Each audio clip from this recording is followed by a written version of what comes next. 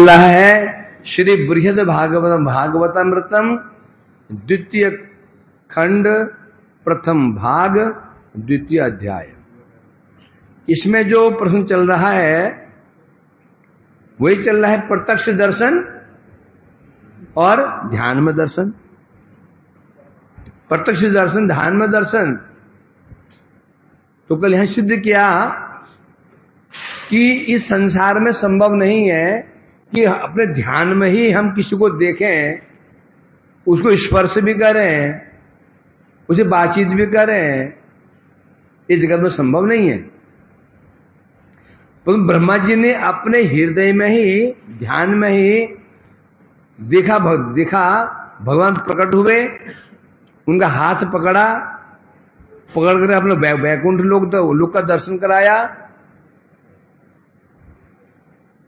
उनसे वार्तालाप किया, उनसे वरदान मांगने के लिए कहा और उन्हें चतुर्श्लोकी की भागवत सुनाई।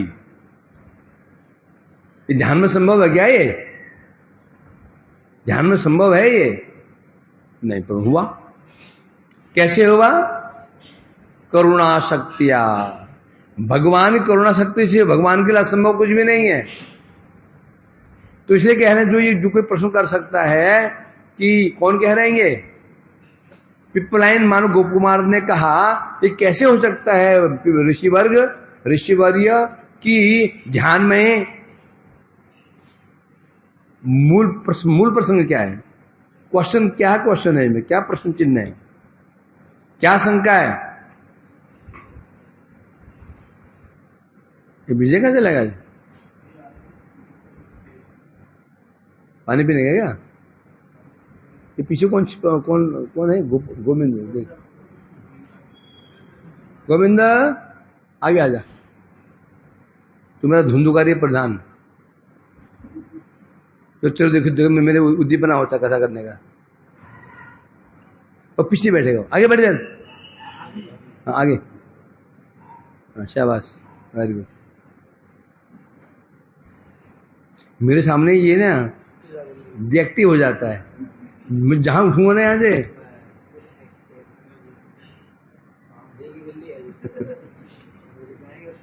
कितना सीधा साधा है मैंने, देखो कितना भोला भाला, कुछ नहीं जानते, शांत।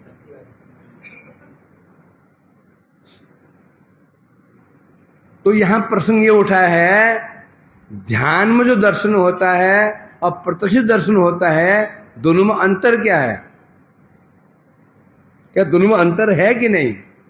ध्यान में जो दर्शन भगवान का होता है उसमें जो सुख प्राप्त होता है, भगवान सामने जब प्रकट हो जाते हैं, दर्शन किया जाता है, उसमें अधिक आनंद होता है कि उसमें अधिक आनंद होता है? ये प्रश्न ये है। जो सारा जो खेल चल रहा है ये इसको लेकर चल रहा है, ध्यान में दर्शन और प्रत्यक्ष दर्शन। तो ये प्रश्न किया गया था, जब ध्यान में दर्शन होता है तो ध्यान में दर्शन जो होता है उसमें सुख अधिक कैसे हो सकता है? क्योंकि ध्यान में हम किसी व्यक्ति को छू नहीं सकते हैं, स्पर्श नहीं कर सकते हैं, मुझे बातचीत नहीं कर सकते हैं, व्यवहार नहीं कर सकते हैं। जब बता रहे हैं सामान्य रूप में नियम तो यही है कि ध्यान में तुम किसी को स्पर्श नहीं कर सकते हो, मुझे वार्तालाप नहीं कर सकते हो, व्यवहार नहीं कर सकते हो ध्यान में। परंतु भगवान के विषय में ये चीज असंभव नहीं है, तभी वो भगवान है। भगवान क्यों है? क्यों जो हम नहीं कर सकते हैं वो भगवान कर सकते हैं, इसलिए भगवान है। यदि जो हम कर सकते हैं भगवान वही कर पाए, जो हम ना कर पाए भगवान वो ना कर पाए, तो फिर क्या होगा? तो भी भगवान ही कैसे? फिर हम उनकी पूजा उनका आश्रय ग्रहण क्यों करेंगे? तो इसलिए यहां ब्रह्मा जी का, पिपलाइन ऋषि ब्रह्मा जी का जो दृष्टांत था वो बता रहे हैं कि कैसे ब्रह्मा जी समाधिस्थ हुए, समाधि में दर्शन भगवान के हुए, पूरे कैसे भगवान ने दर्शन दिया, उनका हाथ पकड़ा ध्यान में ही, उनको बैकुंठ ले गए, दर्शन कराया, उनको फिर भागवत सुनाई। ये बात चल रही है।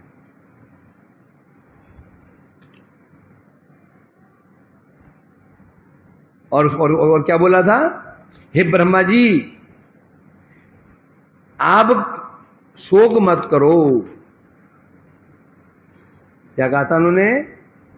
मां वेद गर्भ, हे वेद गर्भ। ब्रह्मा जी को क्या क्या नाम दिया? वेद गर्भ, मतलब ये गर्भ से वेद प्रकाशित हुए हैं, आप वेद गर्भ हैं। इसलिए मां, आप कोई चिंता मत करो, कोई आप दुखी मत हो, आप कोई शोक मत करो।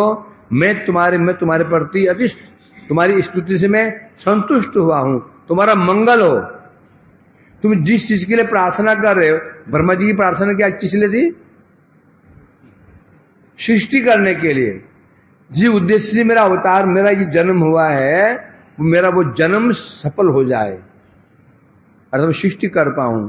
तो भगवान ने कहा था वो तो मैंने पहले ही पूर्ण कर रखी है, तुम्हारी जो इच्छा थी पहले पूरी कर रखी है, तो भयभीत होने की आवश्यकता नहीं है, तुम्हारा मंगल हो।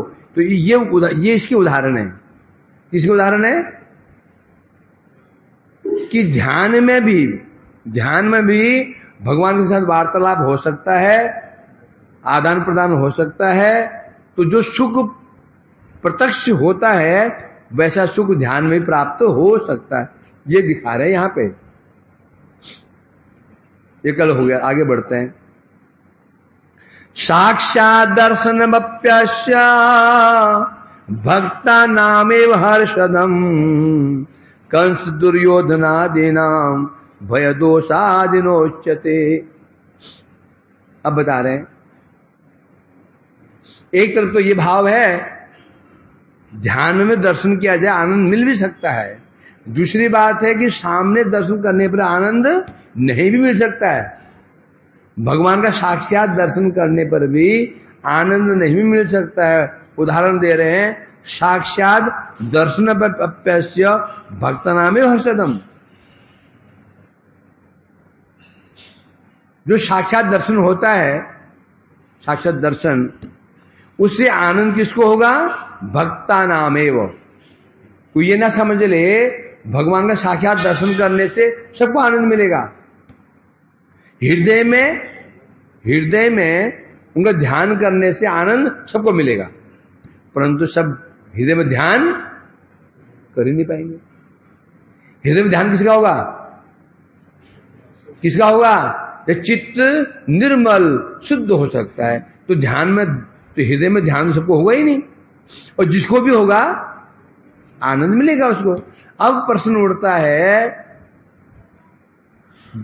अब जो भगवान सामने, जब सामने प्रकट हो जाते हैं, सबको दिखते हैं, उस समय उनको देखने वाले प्रत्येक व्यक्ति को क्या आनंद मिलेगा? ये तो निश्चित हुआ। जो व्यक्ति अपने हृदय में उनका ध्यान करेगा, ध्यान में, भगवान ध्यान में दर्शन कर लेगा, आनंद उसको अवश्यंभावी है, इसमें कोई संदेह नहीं है। अब वैसे ही बात कर रहे हैं, जो भगवान का साक्षात दर्शन कर रहे हैं सामने, क्या सबको आनंद मिलेगा? नहीं मिलेगा। इसमें कुछ विशेषता है। क्या बता रहे हैं? भक्ता नामेव दर्शन हर्षदम। जब भगवान किसी सामने प्रकट हो जाते हैं, जो उनका साक्षात दर्शन करता है, तो भक्तों को ही हर्ष होगा, न अभक्ता नाम कंस दुर्योधन आदि नाम। कंस, दुर्योधन, रावण, कुंभकर्ण इत्यादि, इनको हर्ष नहीं होगा, क्या? बल्कि भगवान का दर्शन करते ही इनके हृदय में क्या होगा? भय, द्वेष, ईर्ष्या, क्रोध। किसको देख करके? भगवान को देख करके।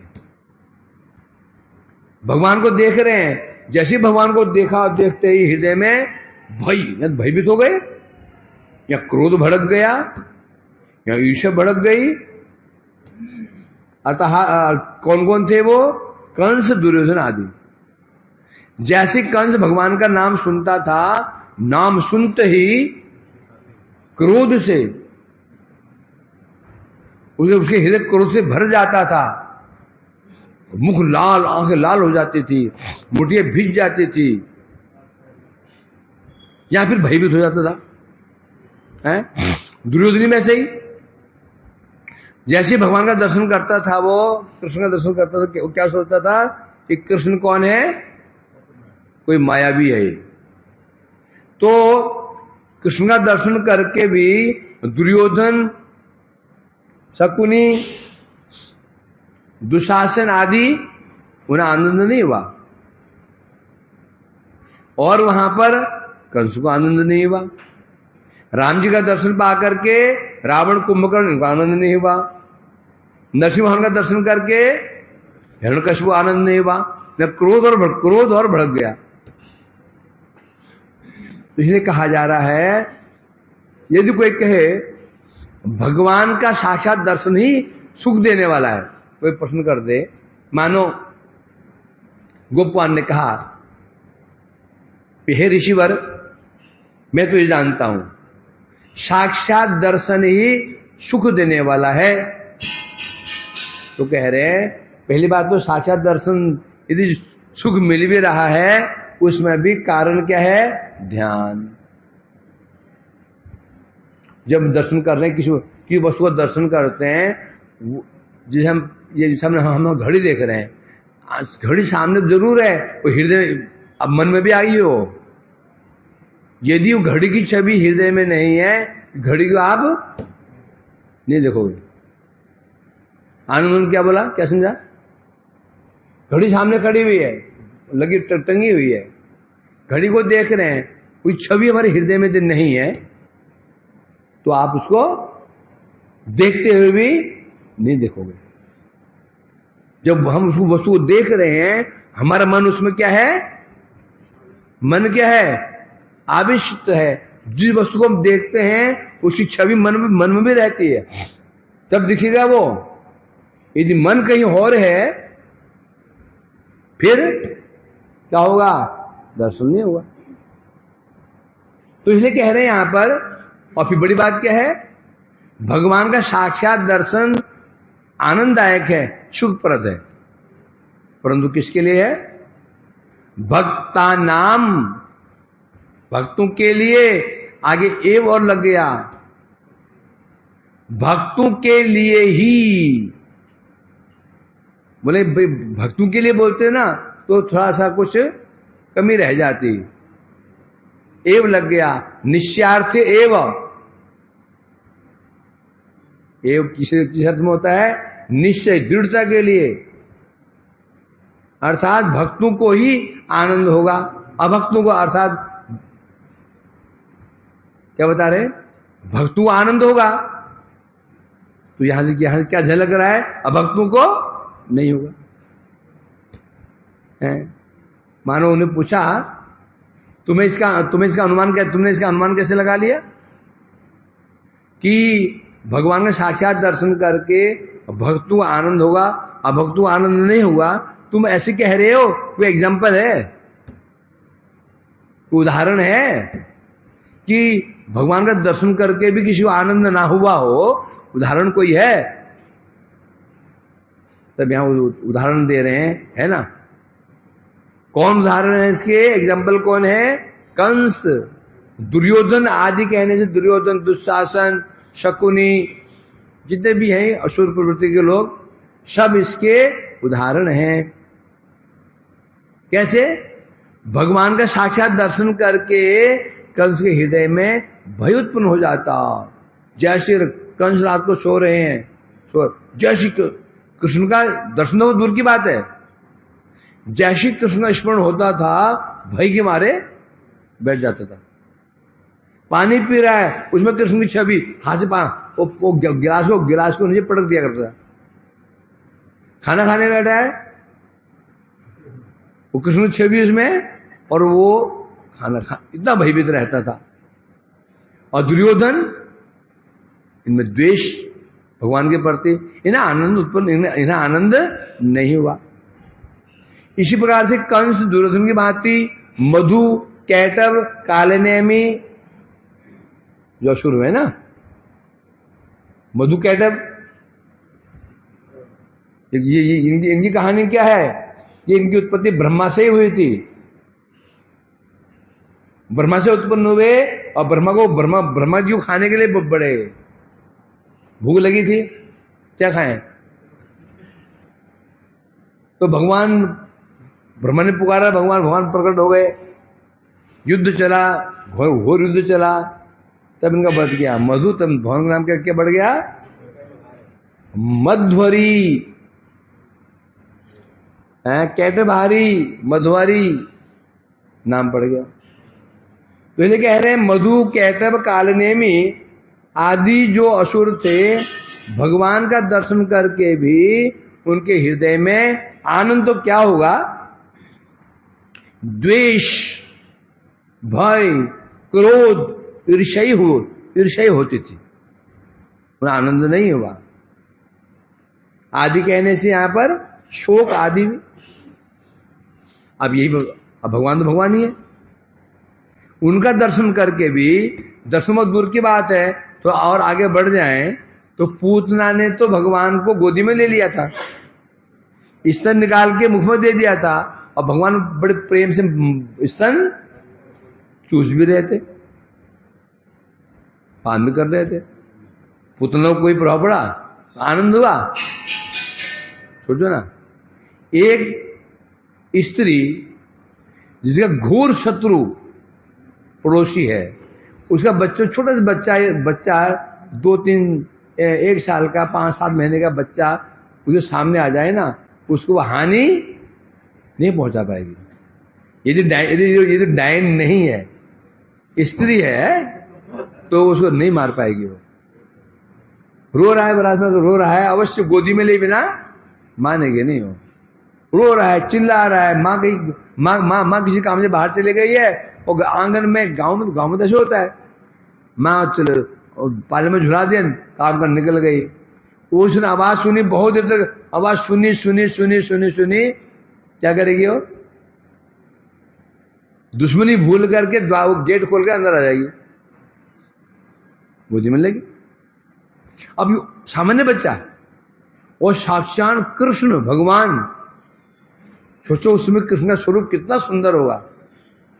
कृष्ण ये सामान्य बच्चा इतना सुंदर होता है, इतना कोमल होता है, मुझे हाथ कितने कोमल हाथ होते हैं उसके, उसको कृष्ण को गोदी में लिया है, इतना कोमल स्पर्श भी, उनका इतना सुंदर मुख का दर्शन करके भी पुतना को आनंद हुआ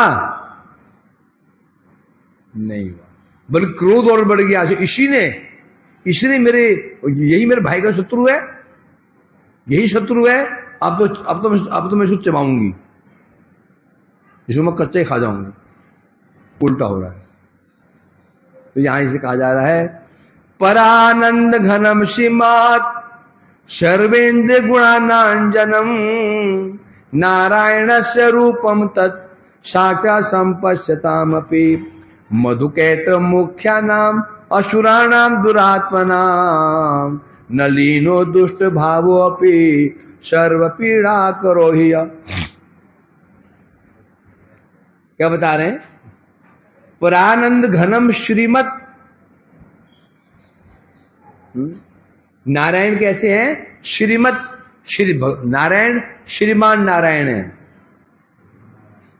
श्रीमान नारायण श्रीमान है। बोले श्रीमान तो हम भी तो हैं, बोले क्यों? हमारा क्या? श्रीमान फलाना ब्रह्मचारी, श्रीमान विजय किशन दास जी, श्रीमान निताई ब्रह्मचारी जी, श्रीमान गोविंद जी, श्रीमान है। श्री मतलब भगवान श्रीमान है। श्री मने शोभा, श्री मने सौंदर्य, श्री मने शोभा, श्री मने ऐश्वर्य, श्री मने गुण, सब श्री से इतनी चीजें आती हैं। हम क्योंकि श्रीमान कहते हैं, अर्थात आप बहुत सुंदर हैं। सुंदर नहीं, श्रीमान क्यों बोल रहे हैं उसको? सुंदर तो नहीं है, मां धनवान है, धनवान तो नहीं है, श्रीमान क्यों बोले? सुंदर है। ना धन है ना सुंदर है। श्रीमान जी क्यों बोल रहे हैं? अच्छा गुणवान है, कोई प्लेयर है, कोई नेताजी है, कुछ गुण उसके अंदर है, इतने से श्रीमान कहते हैं। श्रीमान जी श्रीमती जी कहते हैं ना, इस पुरुषों के लिए श्रीमान, स्त्रियों के लिए श्रीमती। अब समस्या हमारी क्या है? एक अब अविवाहित लड़की को श्रीमती बोल दोगे, वो डंडा लेके जूता मारेगी, डंडा लेके जूता मारेगी। हमें श्रीमती बोलता है। परिक्रमा के वगैरह उत्तराखंड गए थे ना, जिसमें मुझे प्रश्न आया, वहां प्रश्न जग गया था ये कि जो लड़की शादी नहीं हुई है वो श्रीमती बोल सकते हैं नहीं बोल सकते हैं? यदि श्रीमती हो तो बोलना पड़ेगा, सुंदरी हो, गुणवती हो, भिखारिन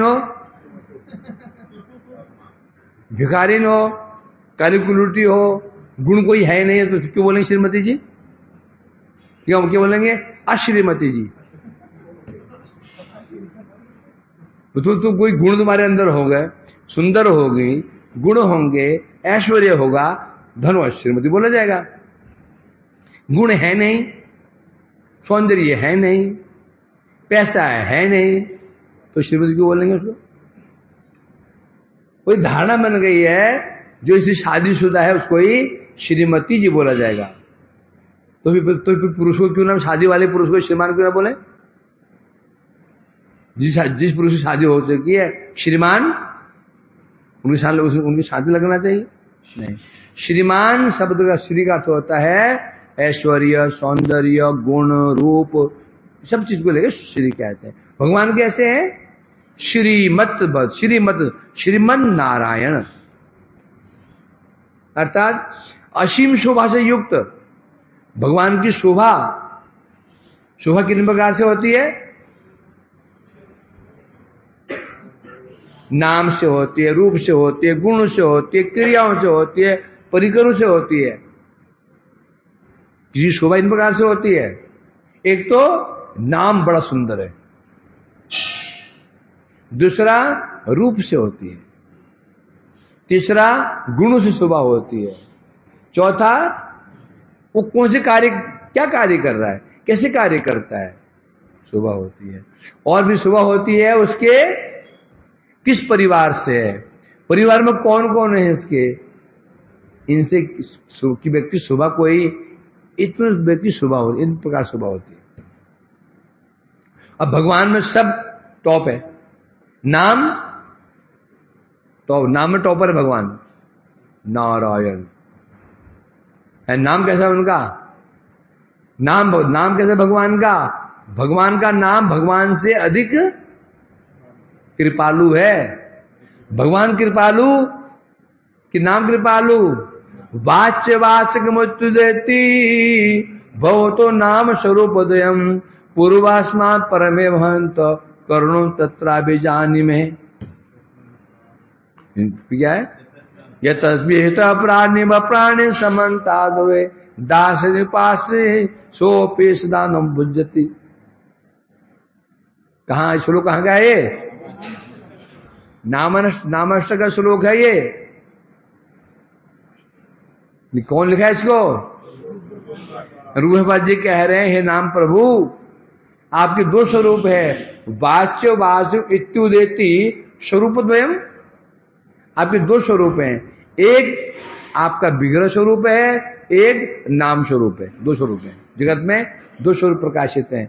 एक विग्रह जी, ठाकुर जी विग्रह सामने विराजमान है, दूसरा नाम, और तीसरे साक्षात तो है ही है जो हमारे सामने नहीं है, हमारी योग्यता भी नहीं है। हमारे जगत में भगवान हमारे जैसे जो है ना पापी तापी, उनके सामने भगवान दो प्रकार से विराजमान है, नाम रूप में, विग्रह रूप में। परंतु पूर्वस्मात् परमेव हंत करुण तत्रापि जानी में, जो पहले से जो दूसरा वाला है, कौन सा है? वाचक स्वरूप। वाच्य और वाचक। वाच्य क्या होता है? वो व्यक्ति, वाचक होता है उसका नाम। जैसे कृष्ण, ये क्या है? वाच्य, वाचक जिससे उनको पुकारते हैं वो तो वाचक, नाम वाचक होता है। तो मतलब वाच्य से जो आपका वाच्य में आपका विग्रह हो गया, इससे श्रेष्ठ कौन सा है, अधिक करुण कौन है? बोलते हैं नाम। वाचक नाम क्या, तो क्या है? करुणम, करुणम करुण है। अब विग्रह से नाम करुण क्यों है? क्योंकि विग्रह में अपराध की संभावनाएं हैं। 64 शिव अपराध है, विग्रह की सेवा करेंगे 64 शिव अपराध की संभावना है। और भगवान के नाम में कोई अपराध नहीं है, कभी भी कोई नाम की ना तो समय की बाध्यता, ना पवित्रता की, ना तो पवित्रता की बाध्यता, न काल की बाध्यता, न पात्र की बाध्यता, कोई बाध्यता नहीं है। कहीं पर भी, किसी भी समय, कोई भी और कैसे भी नाम लेगा, उद्धार निश्चित है। जब विग्रह की बात आती है फिर विचार होगा क्या उनकी सेवा कहां पर होनी चाहिए, विग्रह कहां पर स्थापित होनी चाहिए, नंबर 1। नंबर 2, उनकी सेवा कब करनी चाहिए। तीसरा, किस अवस्था में होनी चाहिए है? और चौथी, कैसे होनी चाहिए, विधि। इन नियम है। फिर विग्रह कहीं स्थापित होना चाहिए, जहां तक नहीं। विग्रह को लेकर चले गए होटल में, बैठ गए होटल में बैठ गए, टेबल पे ठाकुर जो रख दिया, टेबल पे जहां दुनिया जो खा रही है, टेबल रख दिया। और मैंने है ना परिक्रमा कर रहा था, ये जो मोड़ है ना, वो क्या नाम है, जहां फोटो लगा जुगल घाट से बगल में, तो स्त्री ठाकुर रखा हुआ है, वो रखा हुआ है वहां पर, चम्मच से लेती है, उसको मुंह डालती है, और मुंह डालती है, फिर चम्मच में लिया और गुबाजी मुंह में लगाया, उसको गुड़ुप मुंह में, फिर लेती है, लगा दे गुड़ुप मुंह में। ये बढ़िया,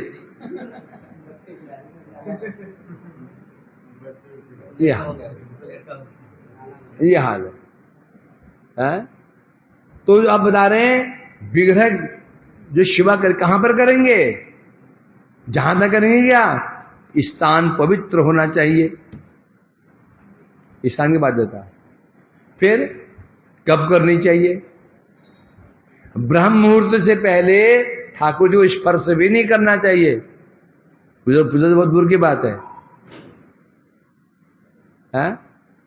फिर कैसे करनी चाहिए, शुद्ध अवस्था में करनी चाहिए, स्पेशली दीक्षा लेके करनी चाहिए, बिना दीक्षा की पूजा होगी भी नहीं। इतने विचार हैं, काल का विचार, स्थान का विचार, पात्र का विचार और शुद्धता का विचार, और नाम का कोई समस्या, दीक्षा है या नहीं, कोई समस्या नहीं, फल बराबर मिलेगा। कहीं पर भी ले लो, शराब के अड्डे में ले लो, है पीना नहीं, परंतु वहां कोई तो बढ़िया मिल गया है। एक पेग लिया, हरे कृष्ण है। और क्यों बोला गया, कोई व्यक्ति नौकरी कर रहा है, नौकरी, अब बेचारा मजबूर होकर नौकरी मिली नहीं, शराब के अड्डे में वो शराब बांट रहा है। अब क्या करे बेचारा, हाथ में माला तो लेगा नहीं, मगर वो हाथ में उसने वो काउंटर, हरे कृष्ण कृष्ण कृष्ण हरे राम राम। कोई दोष लगेगा, दोष लगेगा उसको, दोष नहीं लगेगा उसको। क्यों, भगवान, अब प्रश्न दोष क्यों नहीं लगेगा, क्योंकि नाम इतना बलवान है। नियम कौन तोड़ सकता है, नियम कौन तोड़ सकता है, समर्थवान। समर्थवान को नियम की आवश्यकता नहीं होती। राजा जो होता है नियम तोड़े कोई दोष नहीं होता, समर्थवान के नियम नहीं होते हैं। नियम किसके लिए होते हैं, तो समर्थवान नहीं है। तो नाम कहीं भी ले सकते हैं। देखो हम रात को 12 बजे नींद टूटी, माला करने बैठ गए, 2 बजे आंख खुली, नाम करने बैठ गए, कोई दोष है, नहाया नहीं, हाथ धो लिया, हाथ धोले कुल्ला कर लिया और करने में कोई दोष है? कोई दोष नहीं। इसलिए करुणम तत्रापि जानी में पूर्व समाज परमेव हंत करुणम तत्रापि, अर्थात जो भगवान का विग्रह है सामने खड़े है, इससे अधिक करुण कौन है? भगवान का नाम है। तो इसलिए तो यहां ये कहा जा रहा है, तो बात क्या चल रही थी? भगवान श्रीमान कैसे हैं? नाम की, भगवान के नाम की शोभा, नाम कैसे नाम भगवान का है। फिर नाम के बाद रूप, कैसे उनकी रूप की शोभा कैसी है? एक बार जो दर्शन कर लेता है वो क्या होता है? शुद्ध बुद्ध खोद, ऐसे नाम रूप गुण। फिर तीसरा है गुण की शोभा, गुण कैसे भगवान के? इत्थम भूत गुणो हरि, आत्मा नाम गणाकर्षी, ऐसे गुण भगवान के हैं। आत्मा राम जो ज्ञानी मुनि होते हैं वो भी गुण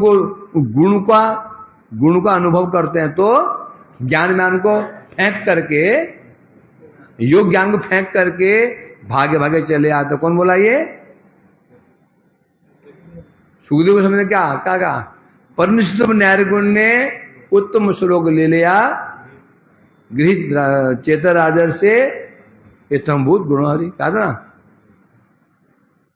सुखदेव जी कह रहे हैं, हे परीक्षित, मैं तो निर्गुण ब्रह्म में परिनिष्ठित था, परंतु जब मैंने भगवान के गुण सुने, क्या गुण सुने उन्होंने?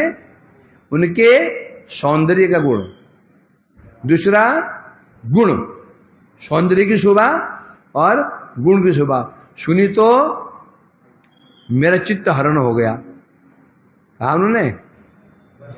तो इसलिए कह रहे हैं यहां पर, तो भगवान कैसे हैं? असीम शोभा से युक्त हैं।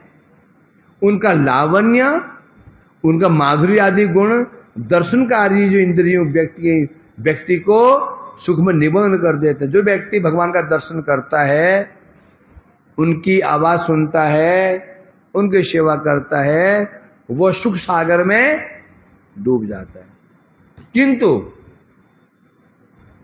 किंतु मिश्री बहुत मीठी होती है, रसमलाई नरम नरम, और गुल्ले होते हैं छोटे छोटे, दूध में वो बड़े, दूध की बढ़िया होती है, थोड़ी बढ़िया होते हैं, दूध में डालते हैं उसको, क्या बोलते हैं उसको? दूध मलाई हुआ है, छोटे छोटे, मुंह गल जाते हैं मुंह डालते ही। कितने मधुर मधुर मिठाई होती है भाई, बताओ। ऐसी मिठाई को छोड़ करके जो लोग कड़वा खाते हैं तो क्या उनके भाग्य हैं? इडली खाते हैं खट्टी खट्टी, आश्चर्य की बात नहीं है। ये रसीली रसीली मिठाई छोड़ करके जो मिठाई में रुचि नहीं है, तो सोचो क्या है उनका? मिठाई डरते हैं। तो यहां कह रहे हैं मिठाई इतनी चाहिए, कितनी सुंदर स्वादिष्ट क्यों नहीं हो, यदि पित्त बढ़ा हुआ हो, पेट में पित्त बढ़ गया हो, या फिर अभी बुखार से उठे हो, या जॉइंटिस जॉइंटिस बीमारी हो गई हो, अब वो जितनी मीठी लग रही थी ना, वो क्या नाम है उसका, मिठाई, उतनी कड़वी लगेगी भी हो। स्वाभाविक धर्म मिठाई का ये है, वो मधुर होती है, सुमिष्ट होती है, परंतु जिसको पित्त रोग बढ़ा हुआ हो, जॉइंटिस की बीमारी हो, उसको वो मिठाई कैसे लगेगी? कड़वी। यहां ये कह रहे हैं भगवान तो श्रीमान है, सौंदर्य माधुरी के सार हैं, लावण्य सारम अस्मोर अनन्य सिद्धम, यशस्वीर्य क्या है? ऐश्वर्य सच, कहे ना, यशस्वीर्य ऐश्वर्य सच, एकांत आश्रय किसके है? यश ऐश्वर्य एकांत आश्रय भगवान है। कहा है? क्या छोड़ हो गए? गोपत्र किमचनम लावण्य सारम अनन्य सिद्धम दीर्घ पिबंत अनुस्वाभि नवम एकांत धाम। एकांत धाम ऐश्वर्यस श्री ऐश्वर्यस। एकांत धाम मतलब क्या हुआ? एकांत धाम मतलब यश, श्री और ऐश्वर्य, इसके एकमात्र धाम मने आश्रय। एकमात्र आश्रय भगवान है। भगवान छोड़े कोई हो ही नहीं सकता। जगत में जितना सौंदर्य दिख रहा है, ये चाहे वो जीव का सौंदर्य, स्त्री सौंदर्य, पुरुष सौंदर्य और ये जड़ सौंदर्य, ये कहां से निकला? ये सौंदर्य भी कहां से उत्पन्न हुआ है? भगवान से उत्पन्न हुआ है। तो यह इसलिए कह रहे हैं, अब ऐसे जो परम शोभामय भगवान है, जब दुरात्मा मधु और कैटभ जैसे असुर भगवान का साक्षात दर्शन करते हैं, दर्शन करने पर भी क्या करते हैं वो? श्लोक हो गया था क्या? तो अच्छा श्लोक चला ना? हाँ अच्छा। मधु कैटभ मुख्या नाम असुर नाम दुरात्मा नाम न लीनो दुष्ट भावोपि। अब जो ये कैसे हैं? दुरात्मा, दुरात्मा, दुष्ट, जब भगवान का दर्शन करते हैं, इनका जो दुष्ट भाव है न लीनो, लीन मने समाप्त हो जाना। भगवान का दर्शन करके भी इन दुष्टों की दुष्टता दूर नहीं हुई, समाप्त नहीं हुई, अपितु और बढ़ गई है। कैसे बता रहे हैं? सर्व पीड़ा करोही, क्या? सर्व पीड़ा करोही, सब दुख की जड़ क्या है? सब दुख की जड़ क्या है? दुष्ट स्वभाव। अभी आप और हम ही है ना। यदि हमारा स्वभाव बहुत अच्छा है, हमें दुख मिलेगा ही नहीं। स्वभाव अच्छा है तो हमें दुख मिल ही नहीं सकता। हर व्यक्ति तुम्हारी सहायता करेगा। यदि स्वभाव हमारा खराब है तो फिर घर वाले हमको जूते मारेंगे, निंदा करेंगे। स्वभाव, महत्व स्वभाव का है। स्वभाव ही हमारे मित्र है, स्वभाव ही शत्रु है। जब वो स्वभाव अच्छा है तो शत्रु भी मित्र बन जाएंगे तुम्हारे, और स्वभाव यदि खराब है तो मित्र भी शत्रु बन जाएंगे। तो जितने ये दुष्ट स्वभाव वाले लोग थे, भगवान का दर्शन करके भी इनका दुष्ट भाव दूर नहीं हुआ, अपितु क्या हुआ?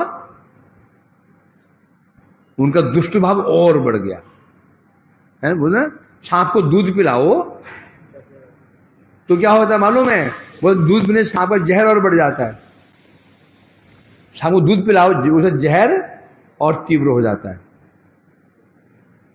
कई लोग ऐसे होते हैं दुष्ट हैं, कोई दुष्ट व्यक्ति है, वो समझाओ ना, तो मान लो तुमने मधुमक्खी छित्ते में हाथ डाल दिया है।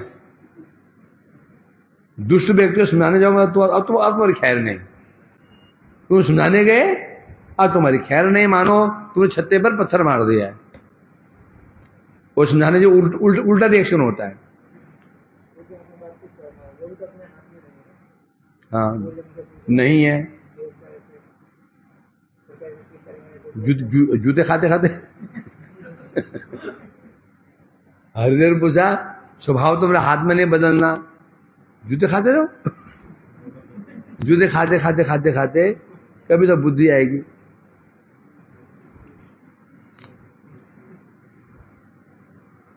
इसलिए कह रहे हैं यहां पर, वो असुर लोग दर्शन कर, भगवान का दर्शन करके भी उनका दुष्ट भाव दूर नहीं हुआ। पूर्व श्लोक में कंस दुर्योधन आदि के लिए शब्द लगाया था आदि। हम आदि शब्द कब लगाते हैं? और भी कही है लल्लू बल्लू आदि। हमारे यहां लल्लू बल्लू आदि आए थे। लल्लू बल्लू हो गए, आदि मने कल्लू चल्लू भी पूरी टीम। यहां दो नाम लिए, कंस दुर्योधन आदि। अब तो श्लोक है ना, श्लोक में तो सीमित शब्द लिखे जाते हैं। आदि कहने से उसमें मधु हो गए, कैटभ हो गए, हिरण्यकश्यप, हिरणाक्ष, रावण, कुंभकर्ण, मेघनाद, कालनेमी, जरासंध, शिशुपाल, दंतवक्र, जो याद नहीं है वे भी, उनमें कुछ गिनती हमारे भी है, तो कुछ गिनती उसमें आदि में अपने को गिन लो, उसमें कुछ गिनती में अपने को भी गिन लो आदि में। रुझे 5 मिनट है अभी, कभी बोला आज दिन में करो तो जल्दी 7 कर। हरे कृष्णा कृष्णा कृष्णा